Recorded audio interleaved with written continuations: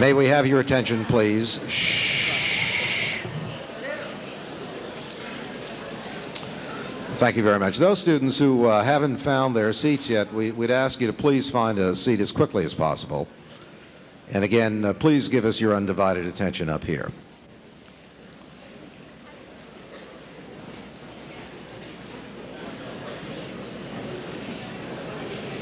This is a very, very special day, and for us, a very special program and an unusual kind of program, because I think it gives us a chance to talk to someone who is involved in what we read about in our history books. And we're very grateful that we have a speaker who's going to talk to us about some important events in the history of this country. I'm not going to do the introducing of our speaker. We'll have that in just a moment. I just want to explain the ground rules to all of you. Mr. Dean has requested that students be allowed, after his remarks, to ask questions. He has also requested that the questions not be screened.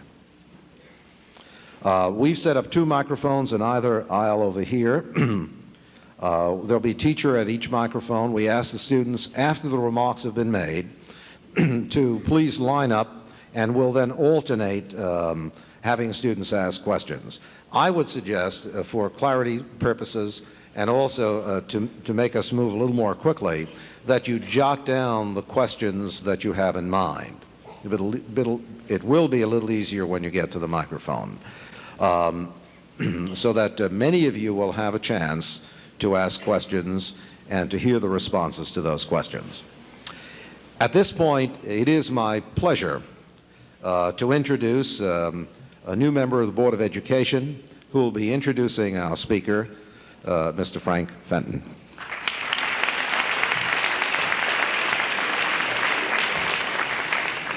Thank you. This is a real thrill for me to speak before the student body of the high school for the first time. And I really feel privileged to be here today. I had the pleasure of meeting John Dean and his lovely wife Maureen about a year and a half ago. They're lovely people. They've become friends.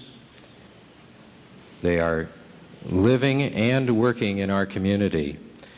And I personally want to thank John for taking out from a very, very busy schedule to be here today. To properly introduce him, I'll give you a couple of seconds of background. John Dean was born in Akron, Ohio, attended school at Worcester College, where he received his bachelor's degree,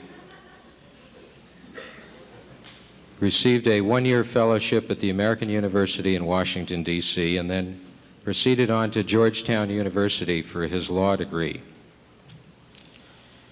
He started his career in Washington, D.C., and still in his 20s became the chief minority counsel to the House Judiciary Committee, working for the Justice Department. At the age of 28, an Associate Deputy Attorney General of the United States. In the ripe old age of 30, was appointed to become the counsel to the President of the United States. He's written 2 books, Blind Ambition and Lost Honor, and it's really a pleasure for me to be able to introduce him today. You've heard a lot about peer pressure, particularly I think in the last few months as it relates to drugs. You've heard it from your teachers, your counselors, and particularly from Mr. Levine, I know, in some assemblies over the last few weeks. Well, today we're going to hear more about peer pressure, so it's my pleasure right now to introduce a man to you who said no to the President of the United States, John Dean.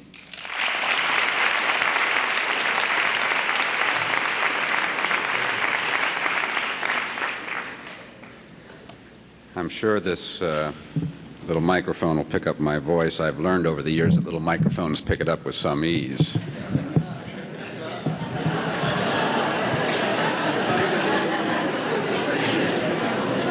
I must say that I always feel a little bit awkward getting into the subject we're about to get into. And I guess I feel a little bit like a man who maybe has just married a prostitute and he's about ready to head out on a honeymoon.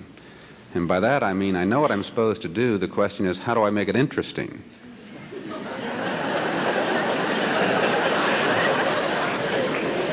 What I hope will make for an interesting visit together is for me, rather than to spend all of our time together doing all the talking, is to in a short while bring up the house lights a little bit further and then let you all ask any questions you might have about that period of history that I have far more expertise than I really wish I had. As I look at the faces out in the audience, I'd say that probably 95 to 96% of you were, 4, 5, 6 or 7 years of age when Watergate was making the front pages, and your knowledge of it may be limited to the fact that it interrupted your mother's soap operas during that time.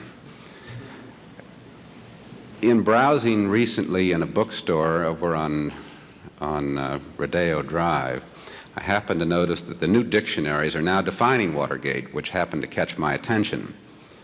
And the dictionary I happened to open defined it as the abuse of high office for political purposes occurring during the presidency of Richard Nixon, which really doesn't tell us very much about a litany of activity that really is a rather sad chapter in the history of this country.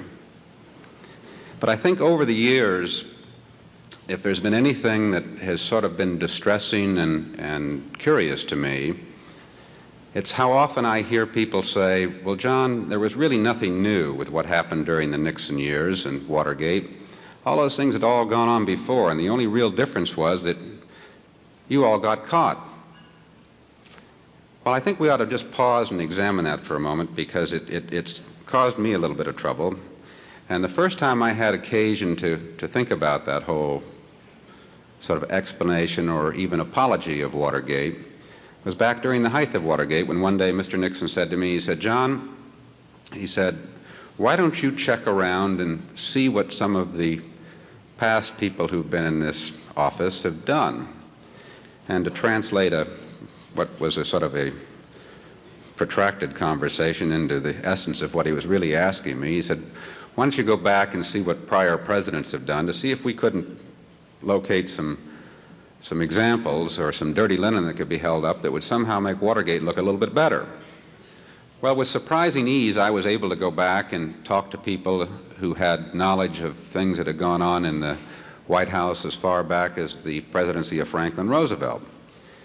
And indeed, I did find many precedents for what we might put into that litany of activity called Watergate. And since Watergate, even more has come out as to things that prior presidents had done. And indeed, you can find examples of presidents doing such things as political surveillance of their opponents, abuses of the CIA and the FBI.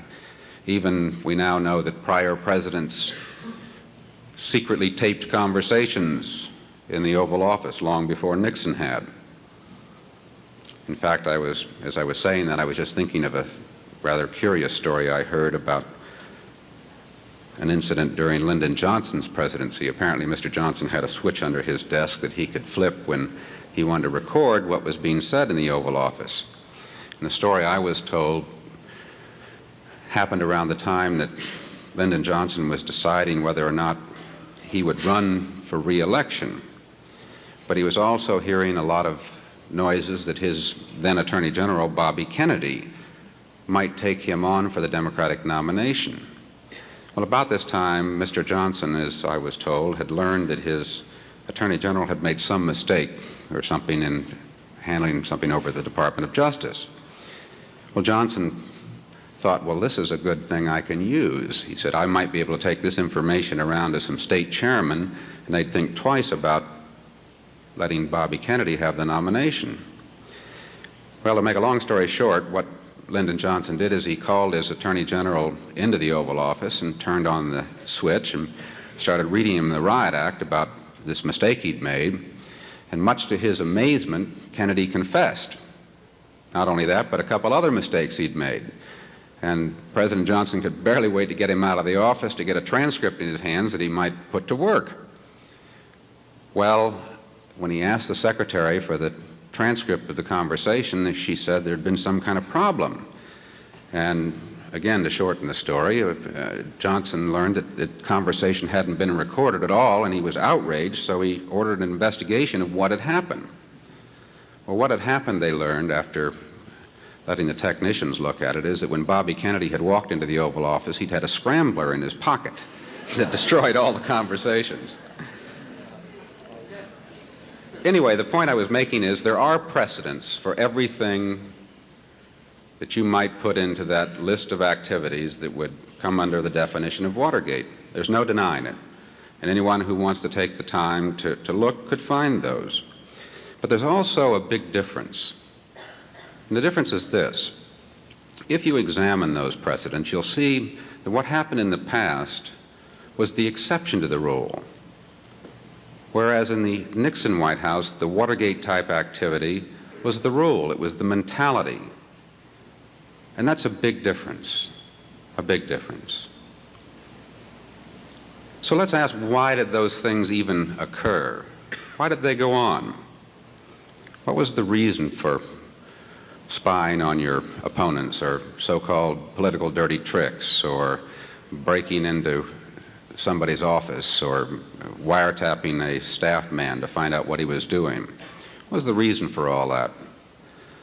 Well, I don't have any credentials to engage in armchair psychology, but just from my proximity to Mr. Nixon, it became very evident to me that he was a man, despite being a politician and dealing a lot with people, was very insecure, very uncomfortable with people, basically. I don't care if you were in an office like mine, the counsel's office, or if you were a speechwriter or in the press office or where you might be. It was well known in the Nixon White House that Mr. Nixon really liked to get information that was called political intelligence, that was information about what his opponents were up to, whether they be in the Congress or other people. And that intelligence not only was to tell you what they were up to, but even better yet, if you could find information of a negative nature about that opponent, the president even liked that better. Well, why? Well, as I say, I'm not a psychologist or a psychiatrist, but it seemed to me that here was a man who was very insecure. And he got a sense of security out of, one, knowing what his opponents were up to, and a sense of control over those situations if he knew something negative that he might be able to use to some way deal with that person. Well, with that sort of climate and mentality, it should be no surprise that when Mr. Nixon was putting together his re-election campaign in 1972, that a decision was made that the campaign would have some kind of capability of gathering political intelligence on a rather regular basis. Excuse me.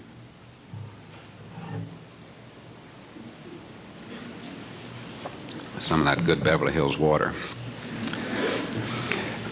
And that indeed was done. A man was selected who was appointed to be the general counsel of the re-election committee, a man with a former good lawyer and a background in the FBI, having been a former FBI agent. And he's a man who'd worked on about the 4th or 5th level down in the staff structure of the White House, a man by the name of G. Gordon Liddy.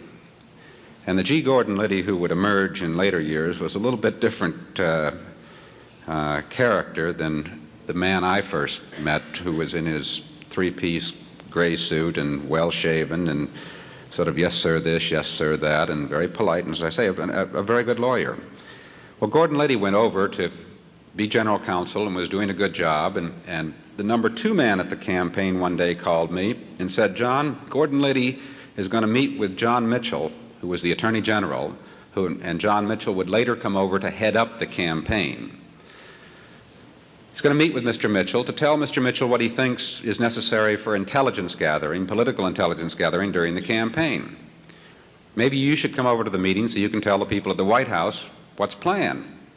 Made sense to me, so I went over to the meeting. Without a doubt, it would be the most amazing meeting I've attended at any time or any place.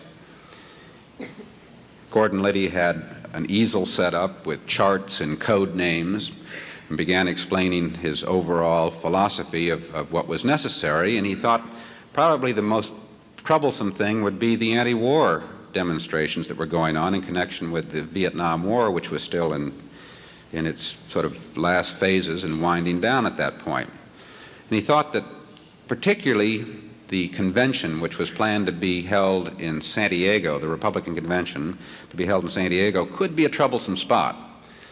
And so at one point in this discussion, he said, "Mr. Mitchell, I have a plan that will deal with the anti-war movement if they try to disrupt the convention." Mitchell said, "Well, what is it?"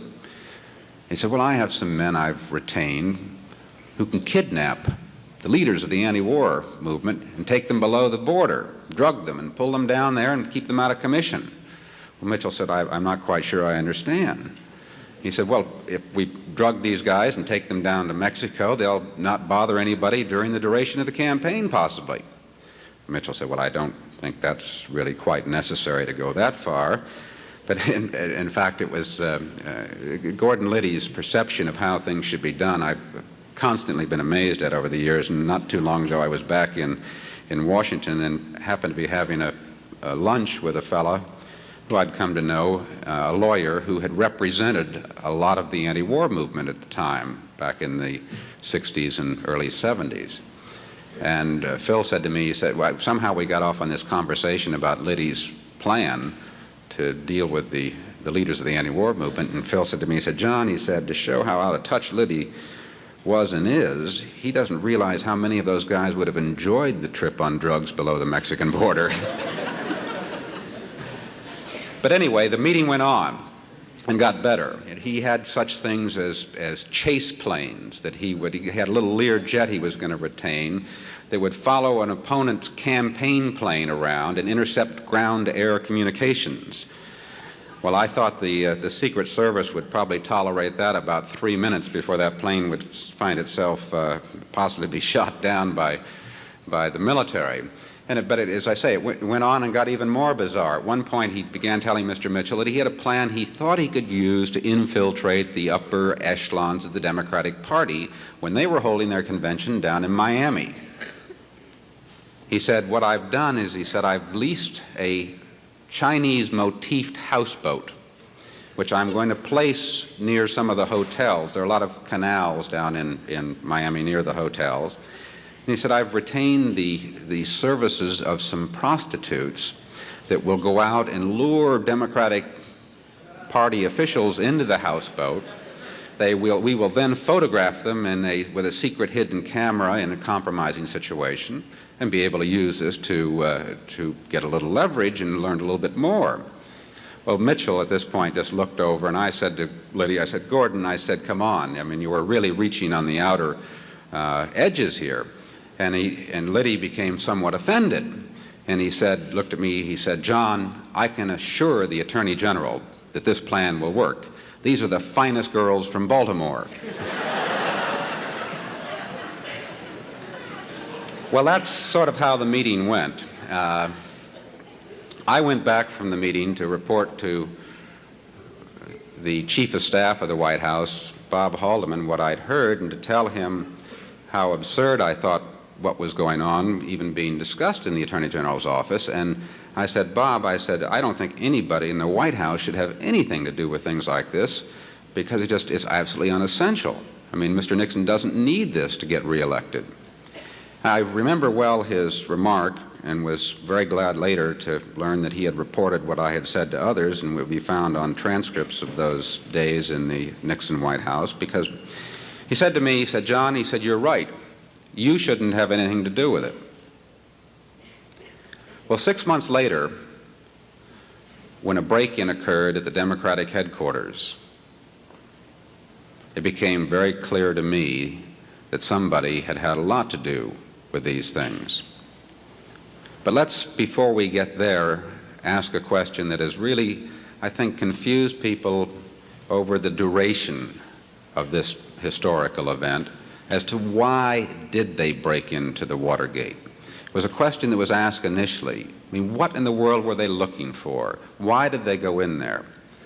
And I find it now interesting to pause and ponder this question, because historical revisionism is, again, searching for that answer as to what they had in mind. To be very honest with you, the problem is that no one can really believe it was as dumb as it really was. But here's what happened. The number 2 man at the campaign, a man by the name of the re-election committee by the name of Jeb Magruder, he had heard a rumor that the Democrats had some kind of kickback scheme that was illegal, that they were receiving money from corporations which were prohibited by law to make such campaign contributions, were instead leasing space in the convention center down in Miami and paying exorbitant rates for this space, and this money would go right into the Democratic Party coffers. Well, if this was true, obviously it was the kind of political intelligence that would thrill Mr. Nixon to have this kind of information. So Jeb, having heard this, called his intelligence gathering man, Gordon Liddy, in and said, "Gordon, find out about it." Well, Gordon had another man working for him who'd worked at the CIA by the name of Howard Hunt. So they put all kinds of hidden microphones on Howard Hunt and sent him to Miami, and he went around and started interviewing people. And not to my surprise, they didn't confess this is going on. So Hunt came back and said to Liddy, "I can't find a thing. There's just no information. I can't get any leads. There doesn't seem to be anything going on like this at all." Well, Magruder had apparently a pretty good source on this and wasn't ready to give up. So they had talked once about maybe Gordon Liddy could do something by infiltrating the Democratic Party headquarters over at the Watergate building, which is an apartment business complex and hotel in Washington, where they had located themselves. So Jeb said, "Gordon, why don't you go over there and check?" So sure enough, Gordon Liddy put together a break-in team, and they would break into the Democratic headquarters successfully, not caught. Looked around, they photographed everything they could see in the files that seemed to have any numbers or financial figures that might evidence anything. They also, while they were there, put a bug in the office of the chairman, Larry O'Brien, and there was another telephone right outside of Mr. O'Brien's office where they placed another bug, figuring they would run some surveillance on what was going on. Came out and showed Magruder the information they'd found, which he said, "Well, that's worthless. There's not anything here." The bug that he placed in Larry O'Brien's office didn't work. The one they placed on the telephone outside Larry O'Brien's office was a phone that was only used by secretaries during their lunch break to call their boyfriends, which wasn't exactly the kind of information that was going to be of much help. There's a certain pattern, if you notice, in Gordon Liddy's activities as well. Well, Magruder was unhappy, so he continued to push Liddy. He said, "Well, listen, I believe there's something going on. Why don't you take another look? Why don't you go back in there again?" Indeed, they would break in a second time. The second time, they would leave a piece of tape, as they had the first time, on the door of the building down near the garage. A security guard would come by, notice the tape on the door, think that some workmen had left it on the door because they'd wanted to come in and out of this garage entrance during the workday. So he peeled the tape off, went around on his appointed rounds, came back about a half hour later, and the tape was on the door again. Well, this man was no fool. He said, "Somebody's come back in this building," and so he called the police. A plainclothes group of policemen would come up so that the surveillance people that Liddy had put outside to look for anybody coming in saw a bunch of plainclothesmen coming in who just happened to be in the neighborhood when the call came out, so they didn't look like policemen, so no alert had been given. The policemen quickly went through the building and found the men that Liddy, some Cuban Americans that Liddy had retained to undertake this kind of work, in the Democratic Party headquarters, and they would be arrested, and we would have the event called Watergate. As I say, it didn't take me very long to realize what had happened. This was on June 17th of 1972. I happened to have been in Manila at the time this was all going on, giving a graduation speech. Came back, got a call from John Ehrlichman, who was one of the senior advisors of the president, a man who had been counsel to the president before I took this position. John said to me, "Find out what happened." Very quickly, I put together the pieces and learned that John Mitchell, when he'd come over to head the campaign, had approved some version of Liddy's plan.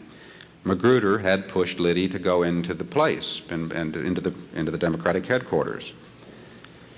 The information they had been finding had been coming back to the White House, and Bob Haldeman, the chief of staff, had been getting this information. It was clear to me why Ehrlichman was asking me to do this, because by this point I had learned that when Liddy had worked on the White House staff, Ehrlichman had authorized him to break into Daniel Ellsberg's office, a psychiatrist's office, during the height of the Pentagon Papers. Daniel Ellsberg being a man who had once worked in the Pentagon on a study of the Vietnam War, had acquired a copy of that study, and had released it at a time that created a serious brouhaha, because the war was very much in place then, and the Nixon administration had reacted, not that it hurt them, but just reacted to this leak and tried to deal with the leak.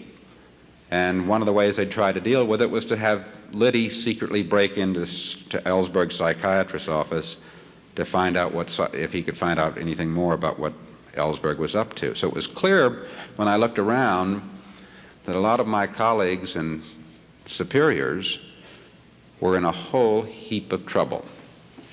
A whole heap of trouble. Well, this would have been a good time to step away from the whole situation. Because as I looked around, I said, well, I'm not in any trouble, but these guys are in deep trouble, criminal trouble. I didn't know if it went on up to the president, but I couldn't believe that something like this would go on in the White House without the president having some knowledge of it. Well, my first reaction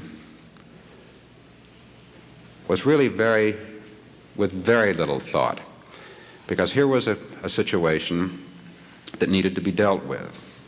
And the way I dealt with it, maybe I can explain best by backing up a little bit further. When I went over to the White House back in July of 1970, I wasn't quite sure why I had been selected to become counsel of the president. I felt, yes, I had all of the legal capabilities of handling the job, but I knew people in the White House were basically very political people as well. And I had no association or relationship with the Nixon people. I was not a Californian. I wasn't a part of that California group that had come in with him. And to the contrary, I had always just been a pure lawyer who had happened to rise very quickly in the ranks of government into very high-level jobs. I'd had a lot of dealings with the White House on a professional level, but I wasn't quite sure why they'd select me because, as I say, I knew these jobs had political overtones, and I was not a political type. Well, when I got over to the White House the first day on the job, I realized somebody had been thinking about what the new counsel would do in this area, because there was a memo for my eyes only right on the envelope. It was a very curious document, kind of obtusely worded. It said, it has been noted that a new magazine at the time called Scanlon's Monthly has made a vicious attack against then Vice President Agnew, alleging that Mr. Agnew was part and parcel of a plan to cancel the 1972 election and repeal the Bill of Rights. Well, I knew the Vice President was a man of some rhetoric, but I thought this was some pretty heavy goings-on. I thought, somebody's got to be putting me on. But as I read on, I realized it was serious, because it went on to say, it's been suggested that a lawsuit be brought against this magazine. The memo was sent to me from the staff secretary, and I knew, this is literally first day on the job, I knew just about enough about the White House to know that this guy was a fellow who operated down in the basement of the White House sort of as a traffic cop for papers, to make sure the right documents got to the right people at the right time and back in when they were due in. So I figured, why in the world is he sending me this assignment? So I called him. I suspect had I not been at the level of the staff I would have never been told what this was really all about, but he figured the new counsel should understand a little bit about the way things work. So he said, John, he said, this isn't a memo from me, it's a memo from the president. He said, what happens is that when the president starts the day, he has a news summary, and in the margin of the news summary, there's space for him to write different assignments to the staff based on things he reads in the news summary. He read about the Scanlon attack against Agnew and addressed this problem to you as I have translated it and sent it to you. Well, it seemed to me that good counsel tells somebody when not to sue as well as when to sue, and my analysis of the situation was this was the kind of situation where you don't sue, because I thought if the White House started a lawsuit, here was a magazine that if it had a circulation of 500 or 600, I'd be surprised, and nobody in the country had heard about this story. I figured if the White House starts a lawsuit, one, everybody in the country is suddenly going to know about this magazine, and two, it's such an overreaction to something that to me was ludicrous on its face that people might give it credibility because of this seeming overreaction. So I wrote my first memo to the president, in essence, saying, do nothing. A few days passed, got another memo back from the staff secretary that went something to the effect, it has been noted that your memo doesn't deal with the problem. And it has been suggested that an attack be commenced on the tax front. Start a tax audit against this magazine. Well, suddenly the whole tenor of things was changing quickly. I must say that I was very disappointed when I got that memo because it reminded me of a Richard Nixon I thought really had matured and had mellowed from that sort of the tough, let's fight it out in the gutters approach. I've often thought had the FBI that had gone through my entire past when I went to the Justice Department and then again when I went over to the White House, if they'd been as industrious as, say, some of the investigative reporters during the height of Watergate, I probably never would have ended up at the White House. Because as Rolling Stone would write during the height of the Watergate incident, I was not exactly a Nixon supporter as an undergraduate. In fact, back during the 60s when I was on the campus, I had said to many people on campus some rather unpleasant and negative things about Mr. Nixon. But as I say, by the time I got to the White House, I was definitely a believer in Richard Nixon.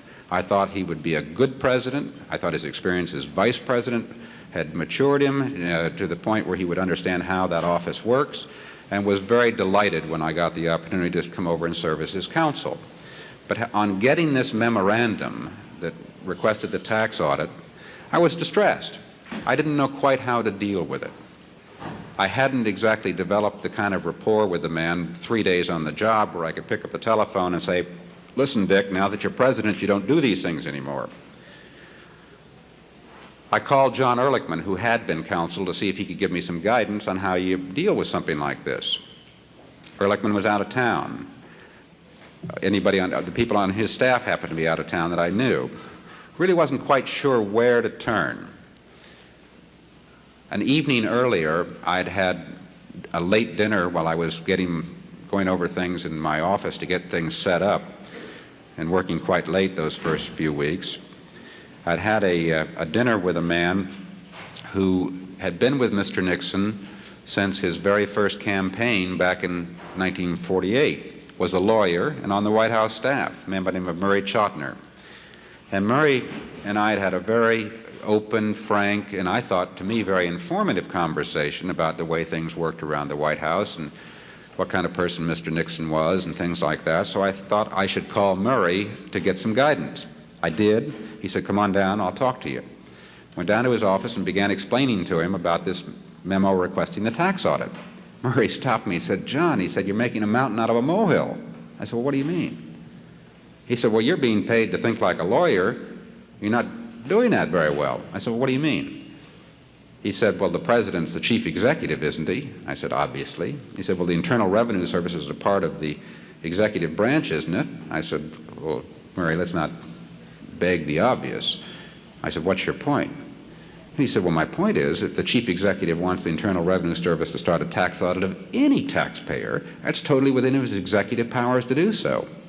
I said, well, Murray, I said, I don't have to pull out the tax code to know that there's something else going on here. I mean, there's not a scintilla of evidence this taxpayer has done anything wrong, and it's quite clear to me that the president's just he's annoyed with what this magazine has said about Agnew, and he's trying to get after them. I said, it may not be a technical legal problem, but it certainly raises some ethical issues. Well, when I said those words, I'd obviously hit some kind of buzzwords, because Murray literally stood up behind his desk, and I can still see him in my mind. And he said, John, maybe it's good you came to see me, because I want to tell you something. You're being tested, and if you don't want to do what the president's asking you to do, understand this: he'll find someone who will do it for him. Well, I didn't think it was worth having much further discussion with Murray on this subject, so I walked back to my office thinking about how much I liked my new title of counsel to the president. I was 30, I figured I was moving pretty well in my career, and things could only get better. And I knew enough about the White House just from the vantage point I'd had, where I'd seen that people who did not make it, for whatever reason, they got eased off the White House staff.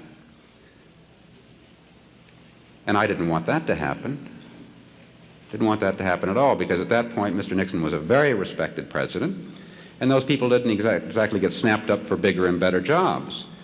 And I was just getting started as far as I was concerned. I'm not quite sure exactly what I would have done next, and I've thought a good bit about this over the years.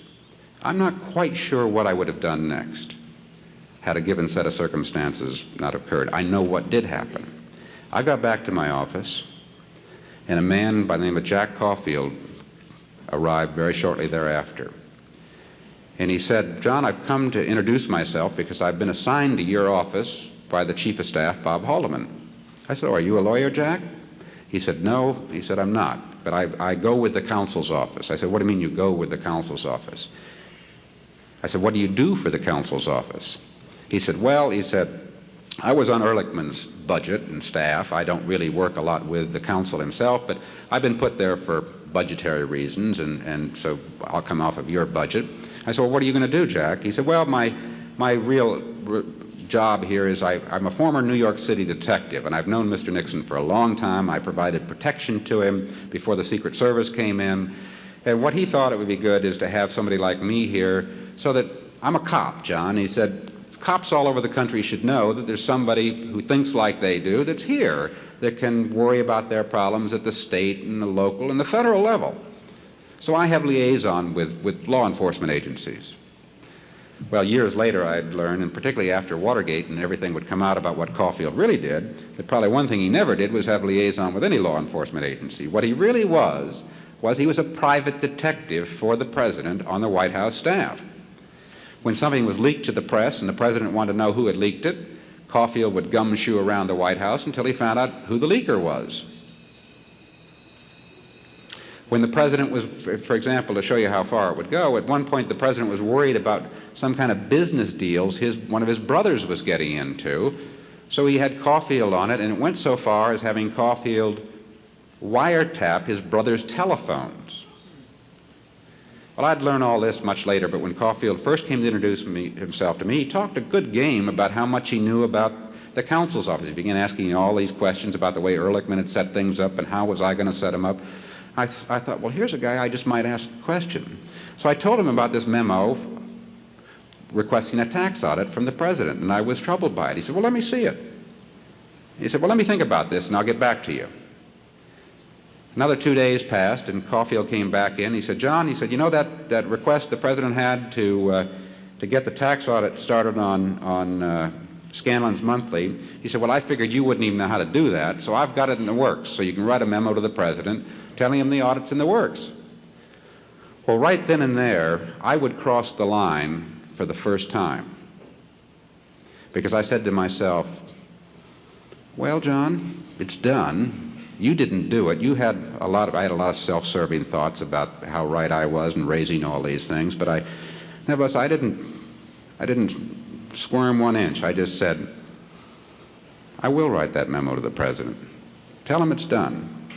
I've sort of passed the test, even though I haven't gotten my own hands dirty. And if I didn't do it, someone else was going to do it. And I was being tested, and I certainly wanted to pass the test because I wanted to get on to bigger and better things. So there I would go across the line the first time. And that mentality, that rationalizing, is what later, because it would happen a couple other times, not big issues, just little things like that, where you'd rationalize. And that mentality, as I say, was what would get me into a whole heap of trouble after Watergate. Because after I started finding out for Ehrlichman what had happened, and looking around saying everybody's in a whole heap of trouble, I also told myself, I can help these people. Now, no one sat down and planned a master conspiracy to cover up Watergate. It didn't happen that way. It happened a small increment at a time, ever so small, until I would go across the line again and rationalizing my way all the way across. That, well, it wasn't me, I was raising the right issues, but boom, so on and so forth. In fact, I can't even tell you today exactly when I crossed the line. There's no doubt in my mind how I got across it or that I did cross it. I've often thought, had I been trained as a criminal lawyer, I might have been looking for the line or be able to see it today. I wasn't. I happen to think now, and with hindsight, that it was probably essential in that particular presidency that the counsel of the president be a highly trained criminal lawyer, but I wasn't. The way I went across the line the second time, as I'd write in one book, is I got blinded by my ambition. It became more important to me to succeed and get ahead than even look at how I was getting ahead. Until suddenly I was so far across, it was too late. Well, a time would come when I realized, one, the seriousness of my own mistake in getting across the line, and also the futility of what was going on, how it was compounding itself, this cover-up. Because the cover-up was becoming more serious than the original break-in into the Watergate. And it was covering up much more, I learned, than just a break-in into the Watergate. So what would happen is I would finally reach the stage where I was dealing with the president virtually on a daily basis on Watergate. And from the first moment I started dealing with him, I told him, one, we shouldn't talk about this. Because I didn't know at this point how much the president did or did not know. But soon I realized he knew a good bit. So I thought, well, somebody should tell this man the problems. And I would begin to tell him, but he didn't want to accept the problems. Didn't want to hear them. He would rationalize them. He'd tell me stories about, well, when Harry Truman was president and he was a member of Congress, how Truman was sweeping tax corruption under the rug and so on. Always an answer. But a point would finally come, and I didn't know when or if or how it would come, that I really became so distressed that I figured I had to get his attention and really tell him that if he didn't end the cover-up, it was going to end his presidency, because I seemed to be the only one in the White House who thought that. Everyone thought because he had an overwhelming re-election victory that they could tough it out and it would go away. I didn't believe that. Didn't believe it. So on the morning of March 21st, I would summarize again many of the things I'd told him earlier, but to make sure I had his attention, because what had happened the preceding evening, for the first time, those who were involved in the Watergate, who had been arrested in the Watergate and had been organizers of that whole break-in, had sent a request to me through their lawyer that they be paid more money if they were going to remain silent. And the particular request came to me from Howard Hunt's lawyer, saying that if he wasn't paid another $120,000, that he would have some seamy things to say about what he'd done for John Ehrlichman. Well, as I say, that happened to be, just for historical record, the point at which I said, it's got to end. And the next morning I went into the president and began the conversation to make sure I had his attention by telling him there was a cancer growing on his presidency. That got his attention.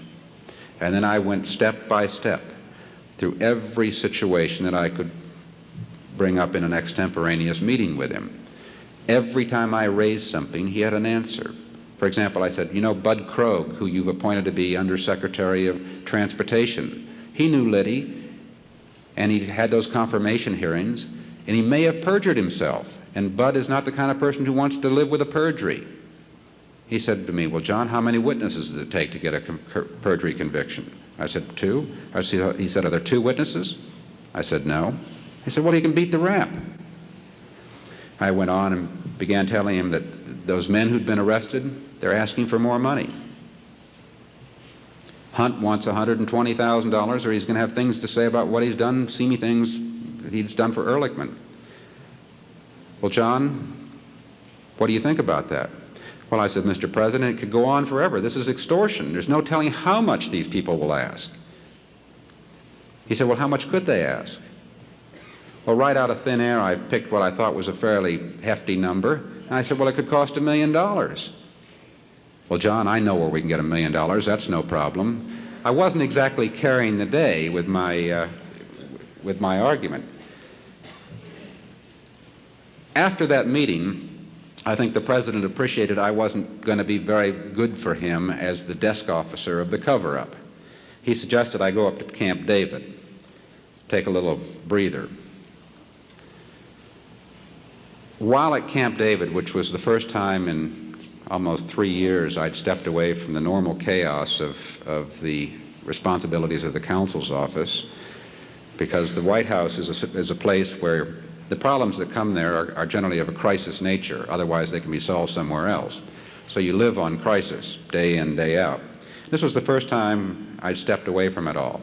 And I realized what was happening. I said, one, I was thoroughly disgusted with my own involvement. I was very disappointed in my superiors. I was unable to convince anybody that we had to end the cover-up somehow. I also realized that I was being set up, which didn't make me feel real good. The plan being that John Mitchell would take the heat for everything that had happened up to the break-in, and as far as all the cover-up, I would be the one to ask to fall on the sword. I wasn't real keen on doing this. Not real keen at all. So I thought to myself, well, no one else seems to be worried about my neck or how to deal with these things. It's time I start thinking about that as well.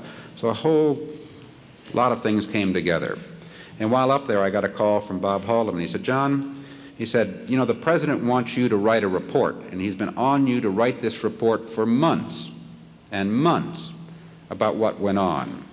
Well, the report they wanted and the report I had suggested I write didn't exactly mesh. What had happened is during the campaign, Mr. Nixon had been asked at one point, why don't you appoint a special prosecutor if you're clean as a whistle? The president said, no need to appoint a special prosecutor. The FBI is investigating this, Congress is investigating this, GAO is investigating it, plus my counsel.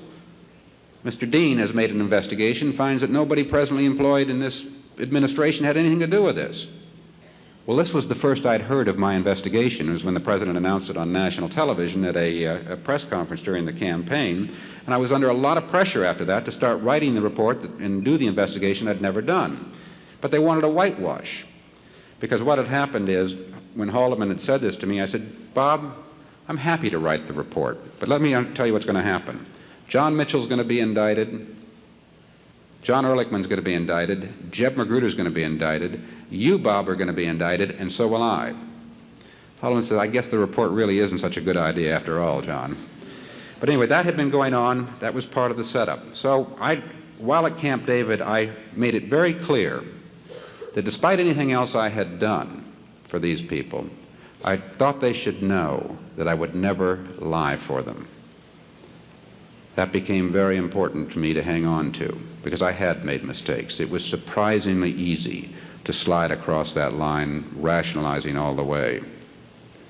So when I came down from Camp David, I made a decision, 1, to hire a lawyer, and 2, to force the issue of the resolution and the end of the cover-up. I told them I was going to go to the prosecutor and suggest they do the same. The rest would become history. I've never had any problem at all with being known as the whistleblower of Watergate for this reason. I went around and told anybody for whom I had any respect at all exactly what I was going to do before I did it. I said, it's very unpleasant for me, but there's just no way this can go on. I have rejected at that time and always, the approach of Gordon Liddy, where if we listened to Liddy, he would suggest that former high officials in government should adopt the code of the mafia. That's just not the way I think it should be. I don't do many lectures anymore on Watergate. I get a lot of invitations. It surprises me at this late date. Get an awful lot of invitations from colleges.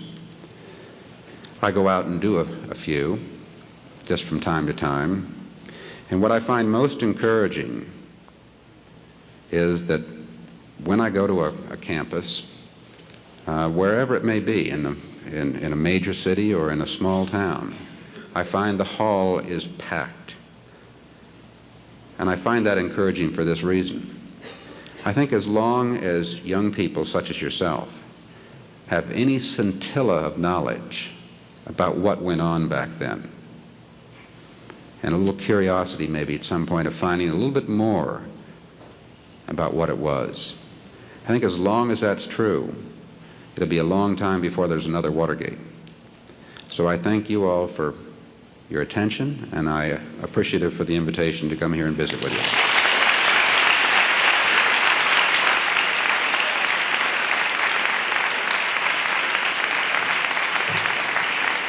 Now maybe we could bring up the house lights a little bit, and we can, as I say, there are microphones down here. If anyone is terribly shy and doesn't want to go to the microphone, or if you're in the middle of an aisle and you want to raise your hand, we can also take some questions that way, and I can repeat them so the rest of the hall can hear. All right.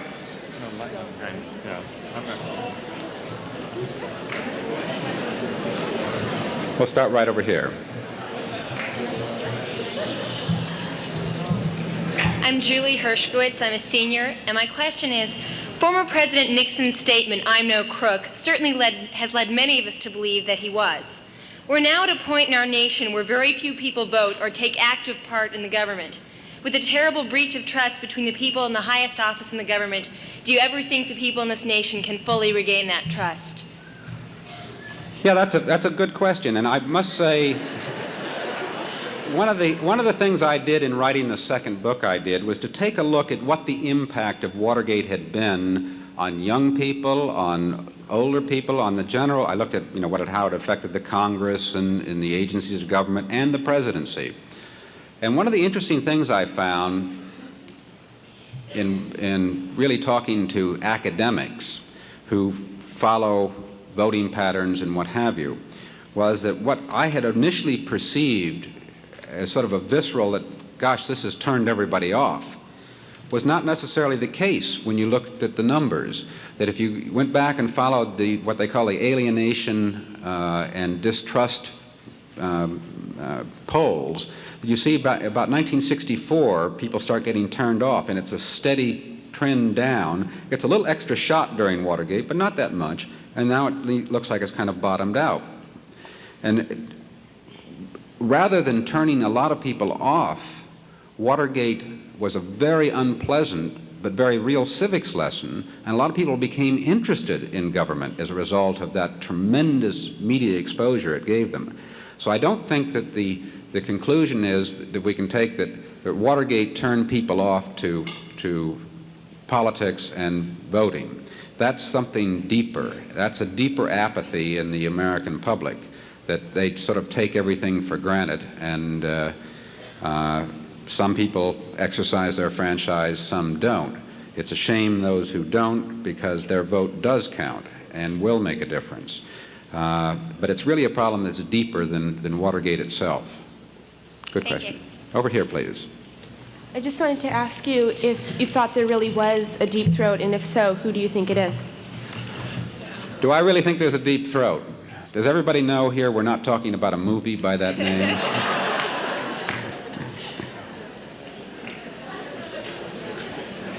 I had got very fascinated by who Deep Throat might be at one point. And as I say, and again, this refers to the second book I would write, I decided in doing that, because I'd collected a lot of information over the years, I said, this is worth a look-see. What I did is I got all of the Washington Post articles that Woodward and Bernstein had written. And for those of you who don't know who we're talking about, Deep Throat is the name that was given to a source by an editor, of the source being the source for Bob Woodward and his partner, Carl Bernstein, but principally the source only dealt with Bob Woodward, who would be the most active reporters for the Washington Post in covering Watergate. So I got all the Washington Post articles. I read their book, All the President's Men, because in there they constantly refer to a lot of the meetings. I analyzed it all and tried to do this, find out exactly what Deep Throat had given them in information and determine the date at which he had given them that information. I then prepared a list of cards under each single bit of information dated, which was a very, almost boring at times, a very detailed process. I then put a list of everybody who could have had access to that information. Now, I've gotten to know Bob Woodward over the years, and I believe him when he says that it's one source and not a multiple source. So, taking my system, it had to be one name that would appear for each of these bits of information. So that narrowed it down further as to potential people. I then continued along because some of the information was so unique that so few people had it that you had some non-starters right off. And the information I'm thinking of, an example of that sort of information was that Deep Throat learned that there was an 18.5-minute gap on the tape long before it was public. Who knew that little bit of information? Again, I brought it way down, and you only had about 4 people who had access to that information at the time Deep Throat gave it to Woodward. Well, to shorten this whole long process, I came down with only one person who stood all the tests, and it was Al Haig, who had been the chief of staff at the White House during the end of Watergate and had earlier been associated with Henry Kissinger. Now, I thought, I know Haig. Does that fit? And can I make a case that it's Haig? Is Haig the kind of guy who would do this? Well, I began looking around to see what kind of action Haig had taken, because Haig had gone down in particularly Woodward and Bernstein's second book as a real hero, the man who was battling to keep his chief of staff, or his commander-in-chief in place while he was just helping to run the government. I discovered, for example, that Al Haig had, during those final days, contrary to sort of the popular belief, at one point gone to a very secret investigative body within the military that has very complete investigative powers, and had them start an investigation of whether or not Nixon was receiving payoffs through some mafia figures for drug trafficking through Southeast Asia. Now, your loyal chief of staff does not start that kind of an investigation. There were other little instances like that. Then I looked around to see if I could discover anything about Haig's relationship with Woodward. Unbeknownst to almost everybody, Bob Woodward worked at the Nixon White House. He was in the military, he was in the Navy, he was a courier, and he was being sent daily from the Secretary of Navy's office during the first year of the Nixon White House to the Situation Room to pick up information and take it back over to the Pentagon. And who would he deal with? Who was the head of the Situation Room at that time? Al Haig. I looked at sort of the coverage that Woodward might have given to Haig to see what he'd written about Haig. Well, at the time Haig was nominated under Reagan to become Secretary of State, Bob Woodward, who had, to my knowledge, never done an editorial page piece with a byline, suddenly wrote this defense of Al Haig in connection with Watergate as to why he was clean and should be nominated or should be confirmed by the Senate to be Secretary of State. I also noticed at one point when Haig was under severe criticism as a result of his heart attack and his bypass, people thought the Secretary of State at one point had really gone crazy. After he'd stepped up in front of the podium when Reagan was shot and said, "I'm in charge here," people thought this man is just a little bit further off the edge than we might want our Secretary of State, because he was not constitutionally anywhere close to being in charge. There was a lot of negative press going on about Haig, so I looked around a little bit further, and who would suddenly just get into and penetrate an innermost meeting between Haig and his staff and get the minutes of the meeting that make Haig look very good and very much in charge as Secretary of State, and get a front-page Washington Post story out of it? Bob Woodward. So it all just kind of fit. Now, I would raise this through a mutual friend to Haig before I published it in my book. And just as I suspected, Haig has done the only thing he could do, and that's just not to refuse to talk about it. To refuse to talk about it. If it's not Haig, it is a fiction, because Haig is the only one who stands up. The only other alternative is if Haig used somebody else as an operative to whom he gave the information to share with Woodward, somebody they might have met back together or been working together back in those Situation Room days. So to me, I've solved the mystery.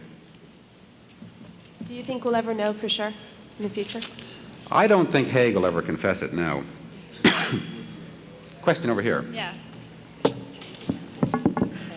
We saw a film in my history class in which you said Ehrlichman and Haldeman screened all the people that saw the president, and you couldn't get in, you did not have direct access to the president. Initially.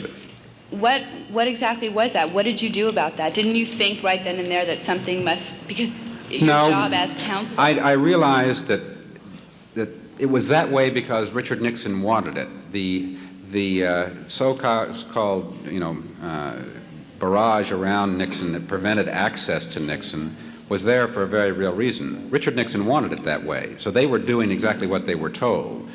And it took time in dealing with Richard Nixon to get any kind of rapport with him. When I first went in there, it was just the strangest, most awkward, most uncomfortable meetings. Here I was, his lawyer, and I felt it was very much like almost like play acting. I mean, it was like we were on camera or something. We were all sitting there stiff and formal, and he was being very Mr. President, and I was being very much Mr. Counsel. It took a long time and a lot of dealings before that sort of loosened up, and then I'd go in, he'd have his feet up on the desk, and he'd be looking at me around his shoes, and it loosened up. But he's a man who's uncomfortable with people till he really gets to know them. In fact, an example of that is when you took somebody in for a formal meeting with the president, and I'd never seen anything quite like this before, you always had to prepare a briefing memo for the president. Well, that was understandable, what the meeting was about, and so he could be aware of it. But what I was surprised at, in that format for that briefing memo, you had to suggest tidbits of conversation the president could use with this person to sort of loosen things up. Now that's that's a man who's not terribly easy with people. So that's why that system existed. And it very much was in place, and it took a long time before I got over through Haldeman and Ehrlichman and started dealing with him directly. I thought the screening was a part of the cover-up or something. No. It was just the nature of the way things existed. You could, if I'd wanted to go in and tell the president, here's what's going on, I couldn't do it. I had to deal with Haldeman and Ehrlichman. So it was, in a sense, a part of the cover-up. And when I first started dealing with him, I didn't know how much he knew or didn't know, because I'd never been able to deal with him on that subject. And finally, at one point, they said, we want you to deal directly with him. Question over here, please, yeah. Yeah. It has been said that you blew the whistle on Nixon in order to save yourself. Did you tell of the president's knowledge of Watergate for ethical reasons in order to save the country, or was it a continuance of the blind ambition in order to emerge from Watergate as the good guy from Nixon's staff? Well, it was not quite any of those. It was really survival. It's a very fair question, a very fair question. As I said, up at Camp David, I realized that I was being set up. That didn't make me feel real good about my former colleagues. And that's when I started thinking about somebody, John, you should be thinking about your own neck as well on this. I tried to give Mr. Nixon, when I came down from Camp David, an opportunity to deal with the situation. I'd tried to have him deal with it before, but with particularly John Ehrlichman constantly trying to undercut me and set me up, it became a point where I said, I have to protect myself in this whole thing as well. So yes, it was survival, but it was also total disgust at what was going on and believing that it shouldn't be that way. You know, one of the odd things that went through my mind so many times when I was there, and I now know the answer to that, is I thought, John, maybe you're very green, you've got a lot of legal experience real fast, and you've had a tremendous exposure to government, but you've never been baptized. Maybe this is the way it's played in the big leagues, and you just don't know it.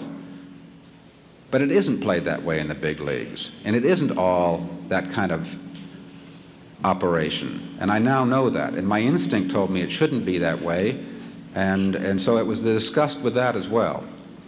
All those things came together. Why didn't you go earlier to the press? I was very much, as I said during the hearings, I was very much a part of the cover-up, and it just took me a little while to wake up to what was going on and to see that, you know, how absurd and blind my ambition was. I thought at first, I said, John, you're not going to get yourself in any trouble.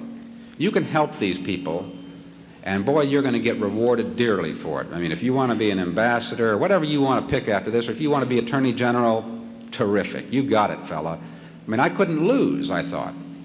And then I began examining what I was doing. And I said, I wouldn't want it under those circumstances. So I don't want to stand here and tell you a lot of self-serving things. I just can only tell you a lot of human things came together simultaneously. Thank you. Does anybody here have a copy of Blind Ambition that I could borrow for a second?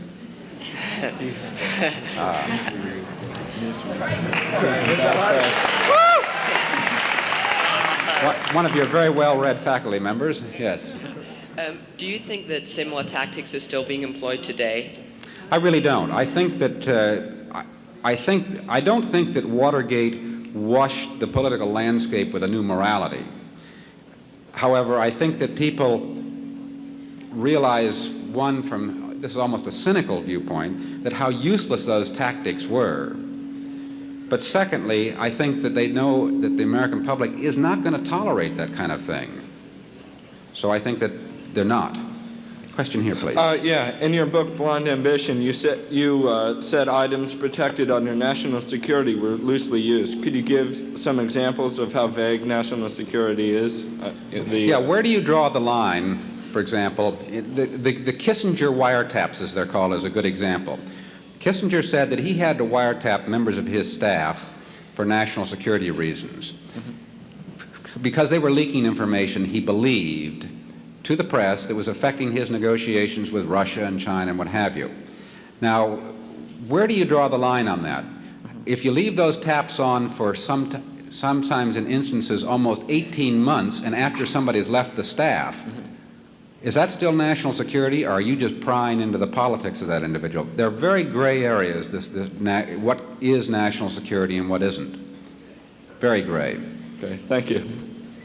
Yes, you mentioned your rationale for doing all this is like blind ambition, but what was Ehrlichman's and Haldeman's rationale for using justice like that?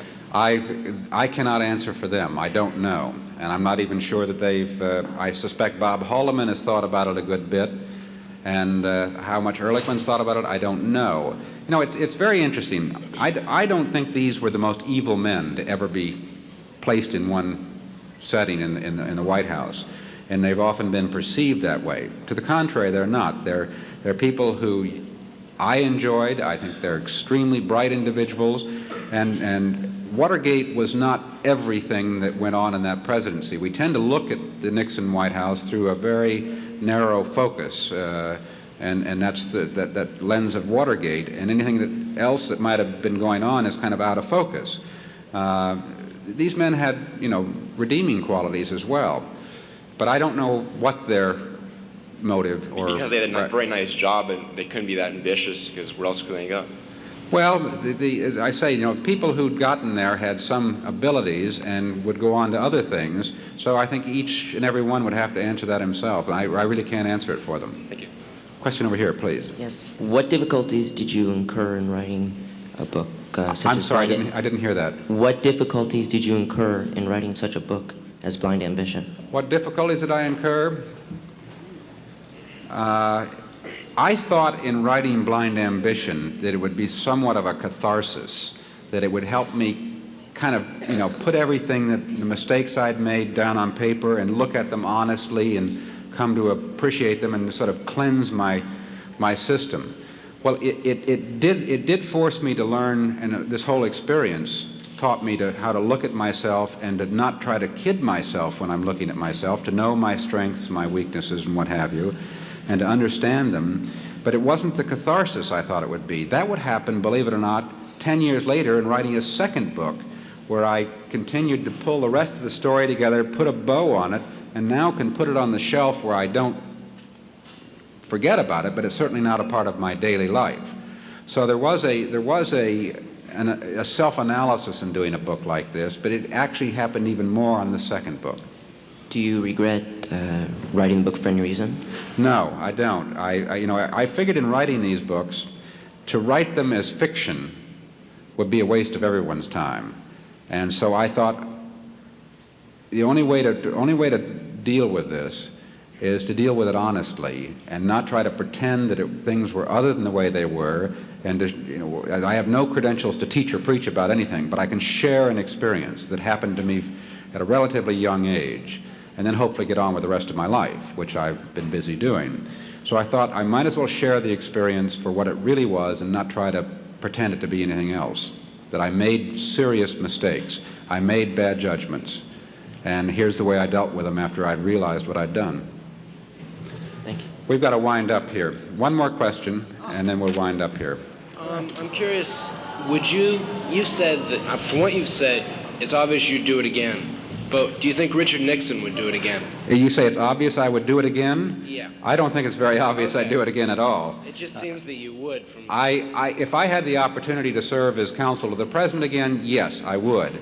If I had the opportunity to get involved in criminal activity again, you can bet your boots I wouldn't come close to it.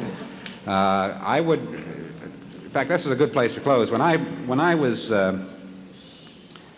I want to share a passage in here from another book I was reading at the time I was incarcerated. I never technically went to jail for my offenses. I was kept in the protective custody of the U.S. Marshals, and most of my fellow prisoners were mafia people, some pretty high-level fellows in the mafia. In fact, when I first walked in there, Jeb Magruder said to me, he said, "John," he said, "there's some heavy-duty dudes in here." I said, "Really?" He said, "Yeah." He said, "I've been talking to these guys, John. I'll tell you one thing.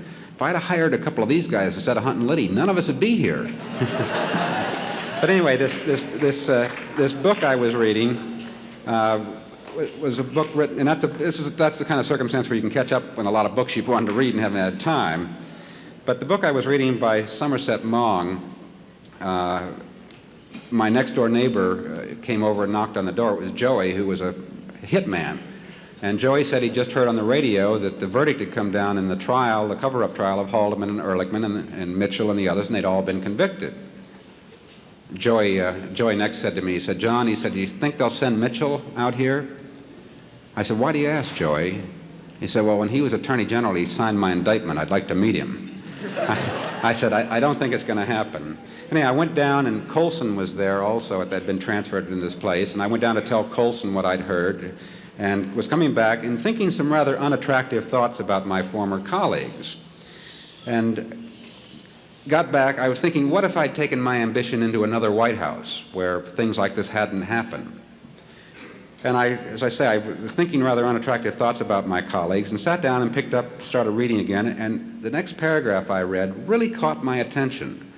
It so caught my attention when I was writing this book I didn't want to forget it. So I put it in here, because Somerset Maugham says something so much better than I that to me has become very important, and it cuts so many ways. Both how people look at me, but more important to me, how I look at others. So I'd like to share it with you, if I might. At first sight, it's curious that our own offenses should seem to us so much less serious than the offenses of others. I suppose the reason is we all know the circumstances that have occasioned them, and so manage to excuse in ourselves what we cannot excuse in others. We turn our attention away from our own defects, and when we're forced by untoward events to consider them, find it easy to condone them. For all I know, we're right to do this. They're a part of us, and we must accept the good and the bad in ourselves together. But when we come to judge others, it's not by ourselves, as we really are, that we judge them, but by an image we form of ourselves, from which we've left out everything that offends our vanity or would discredit us in the eyes of the world. To take a trivial instance, how scornful we are when we catch someone out telling a lie. But who can say he's never told not one but 100? We are shocked when we discover that great men were weak and petty, dishonest or selfish, sexually vicious, vain, or intemperate. And many people think it disgraceful to disclose to the public its heroes' failings. There's not much to choose between men. They're all a hodgepodge of greatness and littleness, of virtue and vice, of nobility and baseness. Some have more strength of character or more opportunity, and so, in one direction or other, give their instincts freer play, but potentially they are the same. For my part, I don't think I'm any better or any worse than most people, but I know that if I set down every action in my life and every thought that had crossed my mind, the world would consider me a monster of depravity. That's from Somerset Maugham's The Summing Up, and that just about sums it up. Thank you all.